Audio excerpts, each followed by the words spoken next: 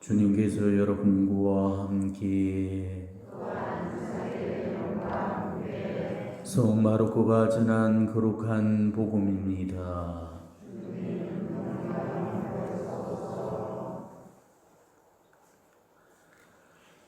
그때 어떤 나병 환자가 예수님께 와서 도움을 청하였다. 그가 무릎을 꿇고 이렇게 말하였다. 스승님께서는 하고자 하시면 저를 깨끗하게 하실 수 있습니다. 예수님께서 가엾은 마음이 드셔서 손을 내밀어 그에게 대시며 말씀하셨다.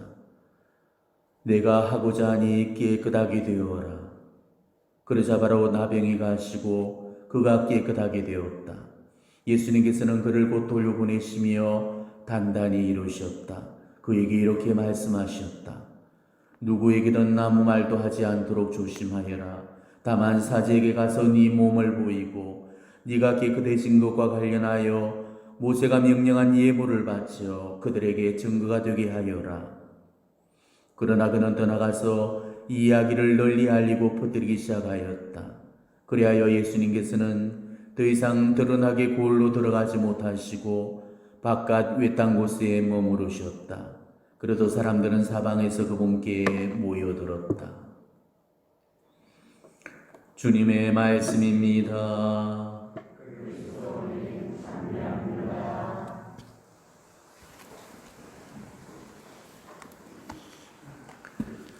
오늘 복음은 나병 환자를 고치신 기적 이야기가 되겠습니다.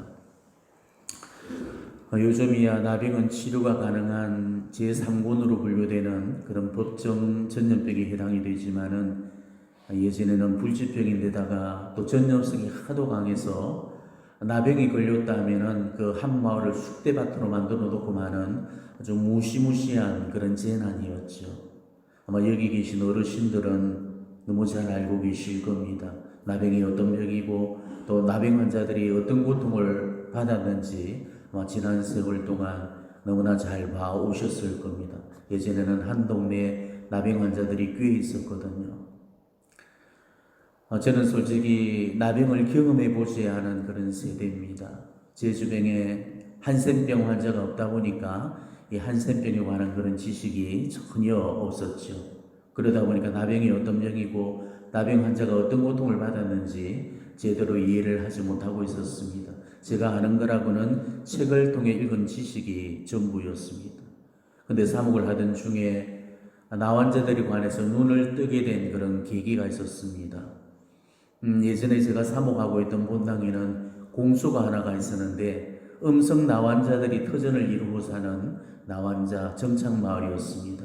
오래전서부터 신앙촌을 형성해 오다가 하나둘 돌아가시고 거의 20분 남짓한 분들만 남아 계셨죠.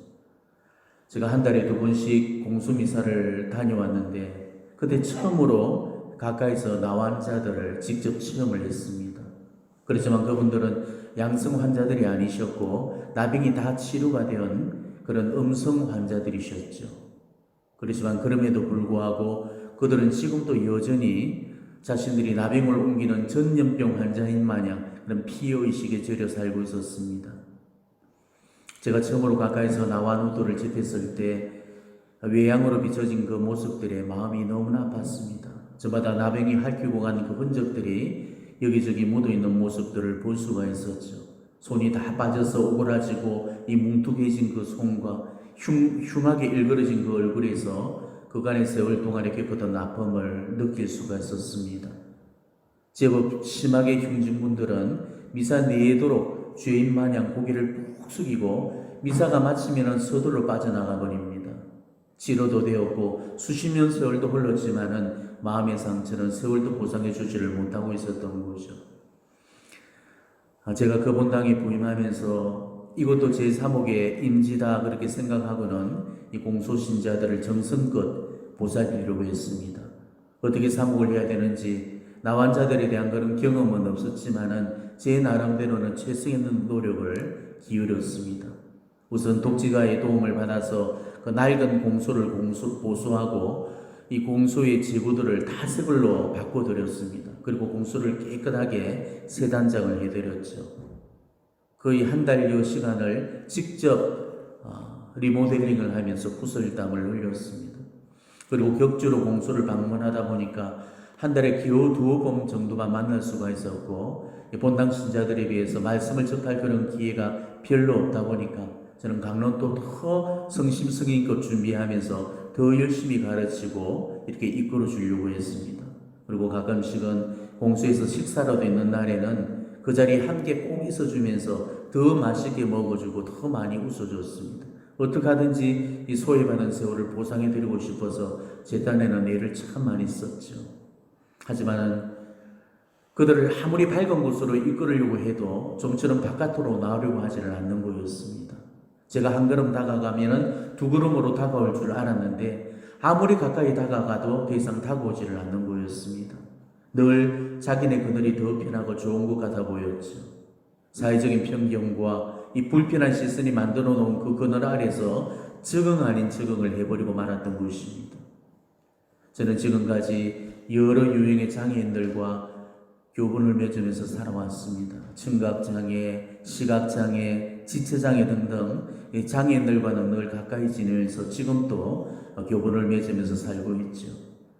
하지만 나와 너와의 그런 인연은 그때가 처음이었습니다.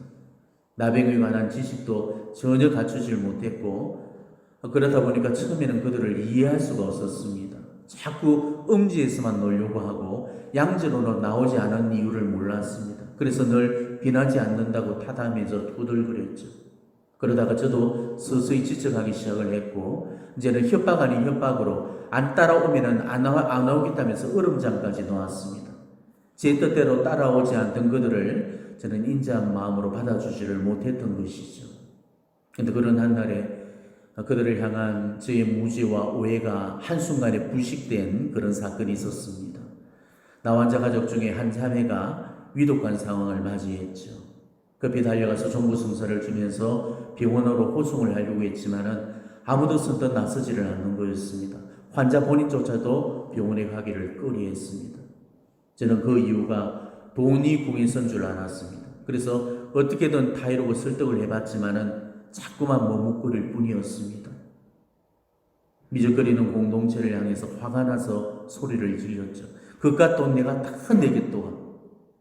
그러고는 그 자매를 구급차에 태워보내고서는 그 사람들을 앉혀놓고 나무로 왔습니다. 돈이 사람 목숨보다 더 중요하냐고. 사람 나고 돈 났지 돈 나고 사람 났냐고. 다들 수긍함이 고개를 끄덕거릴 거라고 생각을 했죠. 하지만 그것은 순전히 제 착각이었습니다. 누군가가 나섰더니 조용히 그 이유를 제 앞에 내놓았습니다. 돈 때문이 아니고 병원에서 싫어하기 때문이라고. 이 말끝을 흐리는 그 여운이 제 모든 마음을 때렸습니다. 저는 그날 제가 사는 사회는 없던 그 차가운 시선과 편견이 바로 그들 사회 속에는 버젓이 존재하고 있다는 사실을 처음으로 알게 되었습니다. 그들의 병원은 뒤를 봐주면서 융숭이 대접을 누리는 지의 병원과는 또 다른 병원이었습니다. 숨을 놓으면서도 이 병원을 안 가겠다는 그 자매의 심정을 그제서야 저는 이해할 수가 있었죠.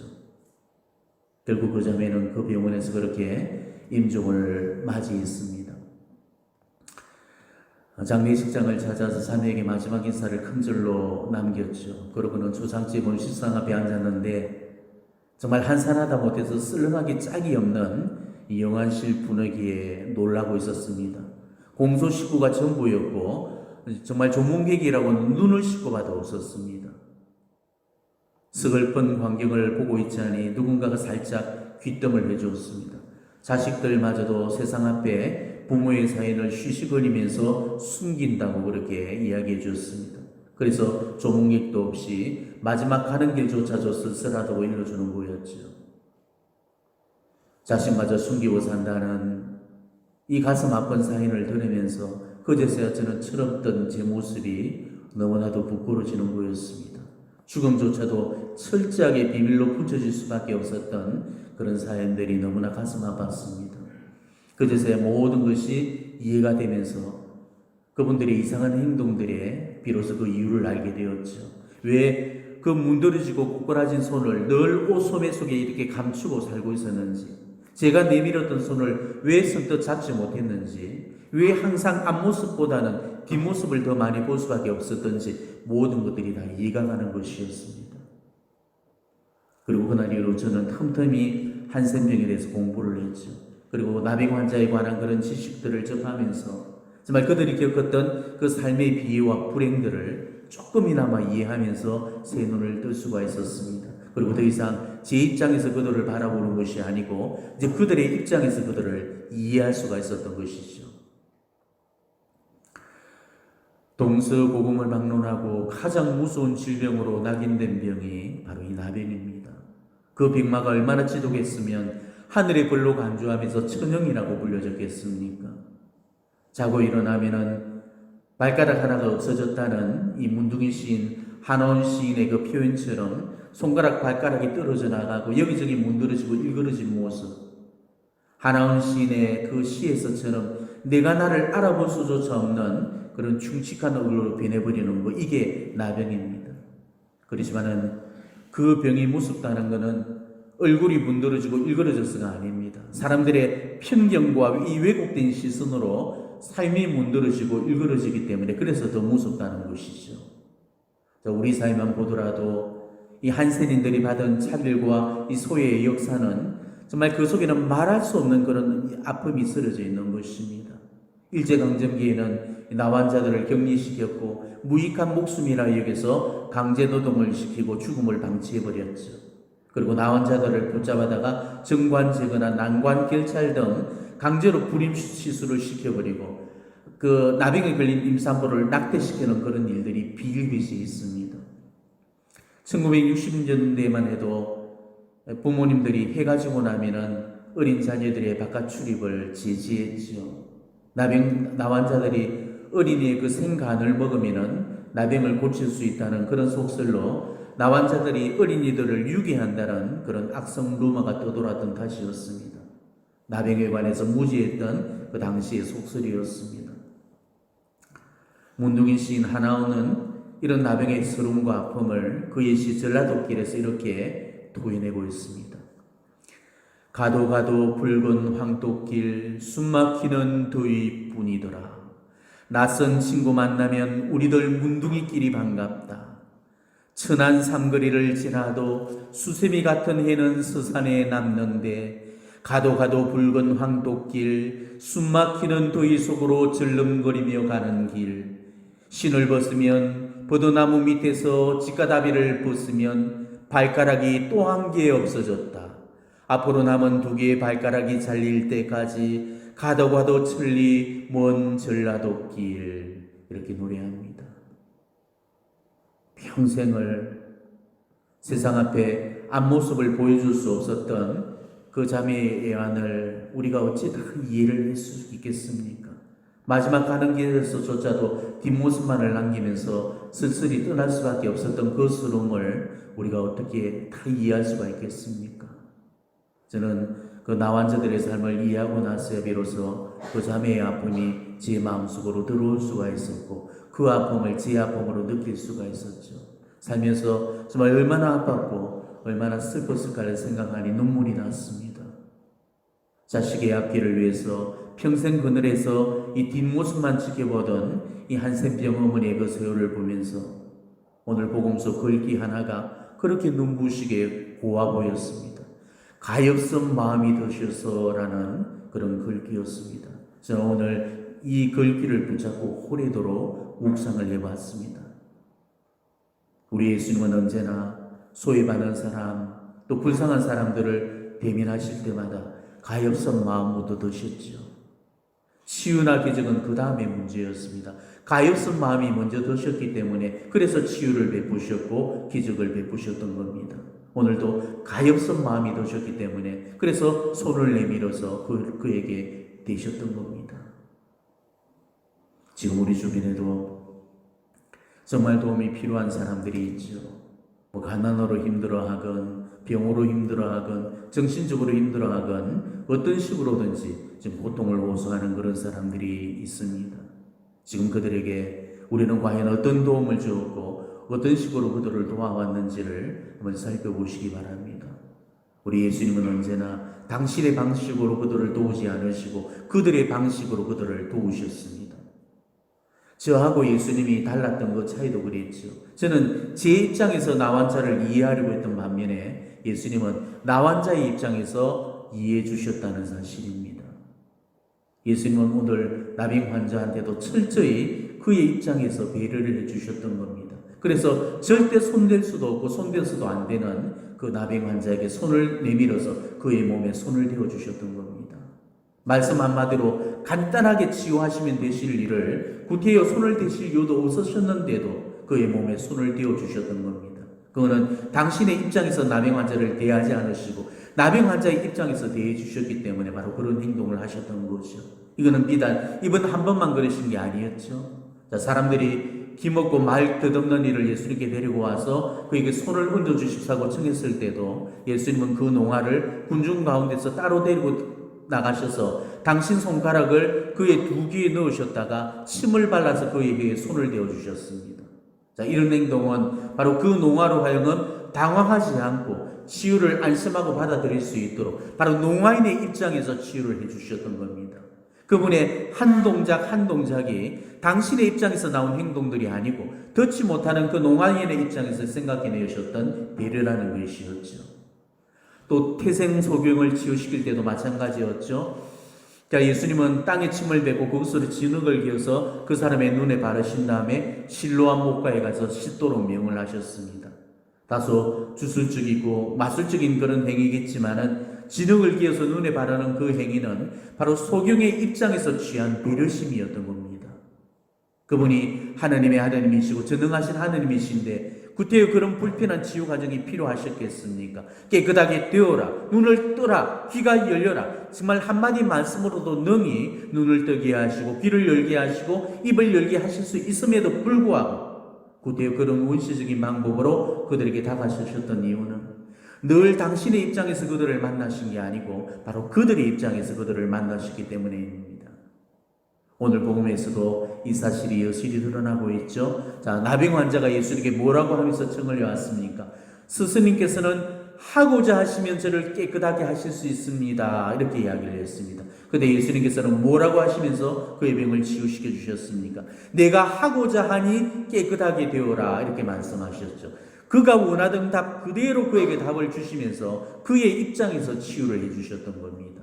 이게 바로 우리가 지녀야 될 사랑의 방식입니다. 내 입장에서 내 방식대로 사랑을 베푸는 게 아니고 상대방의 입장에서 상대방이 원하시는 방법으로 사랑을 해주는 것, 이게 진정한 사랑이라는 것입니다. 자, 그렇다면 우리 역시도 정말 예수님처럼 생각하고 우리 예수님처럼 말하고 예수님처럼 행동해야 됩니다. 그러려면 우선 예수님께서 지니셨던 그 마음부터 우리가 지녀야 되는 것입니다. 지금 우리는 예수님의 이름으로 여러 봉사활동을 하고 있죠.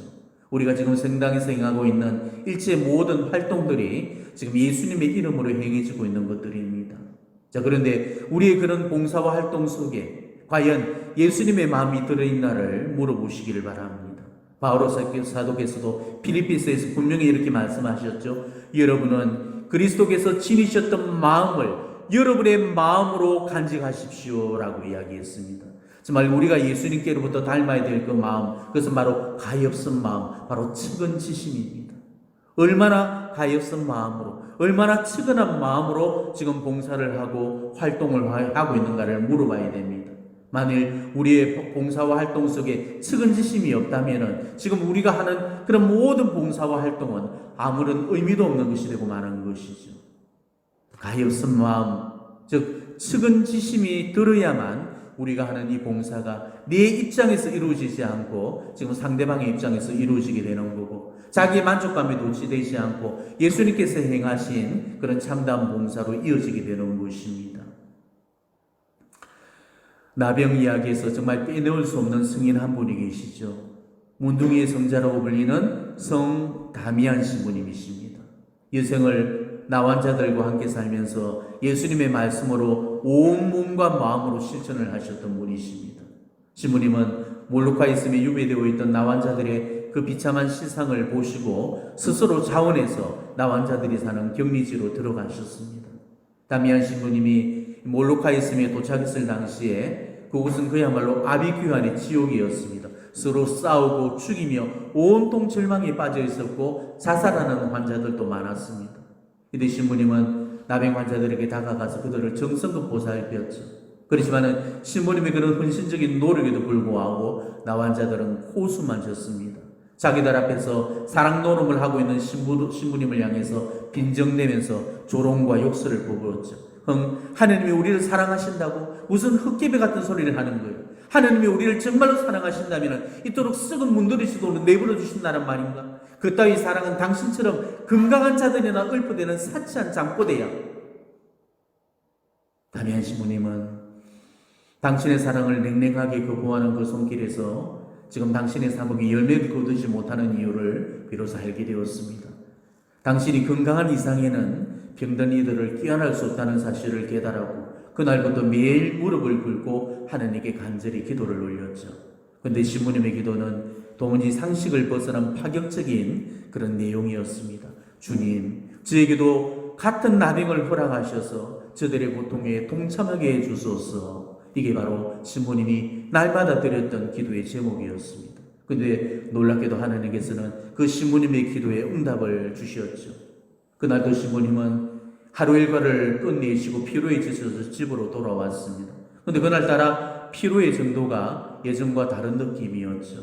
그래서 목욕을 하면 좀 풀리려니 생각을 하고 목욕물을 끓였습니다. 그런데 실수로 뜨거운 물을 맨발 위로 쏟아버렸죠. 하찮은 순간에 가슴이 덜컥 내려앉았습니다.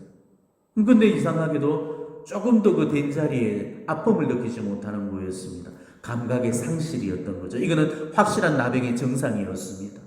다미안 신부님은 바로 이날이 올 것을 간절히 고대하고 있었습니다. 신부님은 자신이 나병에 걸렸음을 알게 되자 기뻐 뛰면서 눈물로 주님께 감사의 기도를 드렸다고 합니다. 주님 감사합니다.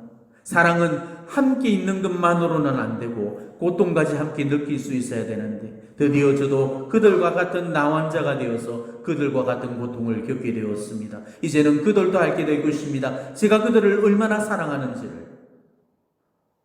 그 이후로 신부님의 몸은 조금씩 썩어가기 시작을 했고 코는 어느새 떨어져 나가서 뭉툭해져 버렸죠. 그때부터 신부님은 강론 때마다 동료 여러분, 저도 여러분과 똑같은 나환자입니다 라며 이를 자랑스러워했다고 합니다. 집 없는 사람들에게는 손수집을 지어주셨고 또 손가락이 없는 사람들을 위해서는 자신의 손으로 고름을 짜주고 싸매줬죠. 자포자기한 사람들의 마음속에 예수님의 사랑과 은혜를 베풀어 주셨습니다. 그리고 하나님께서 변함없이 모두를 사랑한다는 사실을 알리려고 애를 쓰셨습니다. 신부님은 사람들에게 늘 이렇게 말씀하셨습니다. 내 몸은 비록 썩어 들어가고 있지만 내 마음속은 그지없이 평화롭습니다. 다미안 신부님이 운명하기 전에 한 신부가 이렇게 부탁을 했습니다. 신부님, 천국에 가셔도 이 세상에 남아있는 저희를 잊지 말아 주십시오. 그때 신부님은 미소를 지으면서 이렇게 말씀하셨습니다. 물론입니다. 다행히 제가 하느님 곁에 가게 된다면 격리지에 있는 여러분의 마음을 하느님께 꼭 전달하겠습니다. 그러고는 신부님은 연면에 드셨습니다. 신기하게도 신부님이 숨을 거두셨을 때 신부님의 온몸에 있던 그 부스름이 다 없어져 버리고 새살이 올라오면서 깨끗해지셨다고 합니다. 사람들은 바로 그런 신부님의 모습을 보면서 바로 하느님께서 신부님의 육신과 영혼을 새털처럼 맑고 아름다운 모습으로 데려가셨다고 그렇게 믿게 되었죠. 다미안 신부님께 돌아가실 때 모든 나환자들은 하나같이 정말 아버지가 돌아가신 것처럼 그렇게 스럽게 통곡을 하고 울었다고 합니다. 신부님의 그 진솔한 사랑에 감복되어서 그 정말 증오와 미움으로 가득 찼던 그 숨은 어느새 사랑과 평화의 숨으로 변해 있었던 거죠.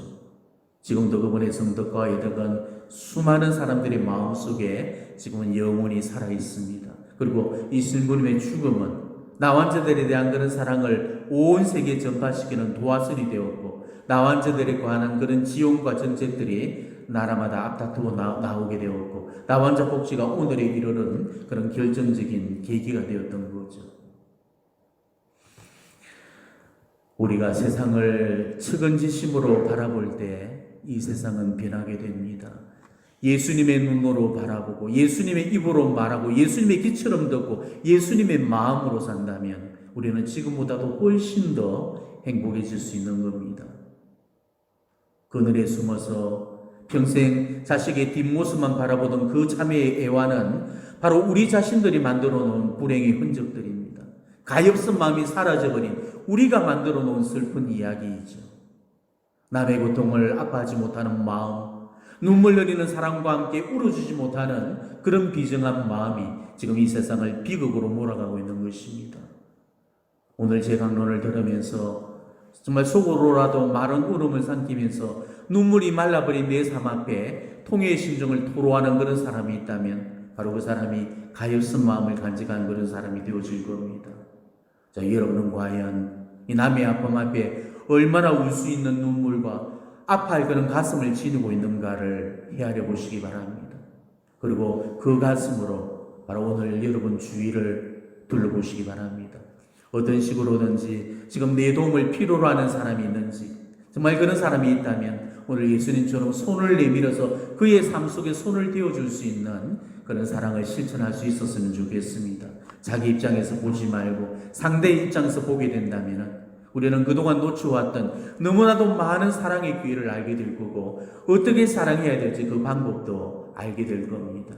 바로 예수님의 방법으로, 다미안 신부님의 방법으로 네 사랑을 네 입장에서 증거하지 않고 그들의 입장에서 우리가 실천을 한다면 우리의 활동과 봉사는 엄청난 열매를 맺게 될 겁니다. 오늘 하루 정말 내 사랑을 실천할 그런 이웃들을 찾아 나서기를 바랍니다. 그리고 그들이 무엇을 원하고 있고 어떤 식으로 사랑받기를 원하고 있는지 그들 입장에서 생각하고 고민하면서 그들을 향한 내 사랑을 활짝 열 수 있는 그런 하루가 되시기를 진심으로 축원합니다. 아멘.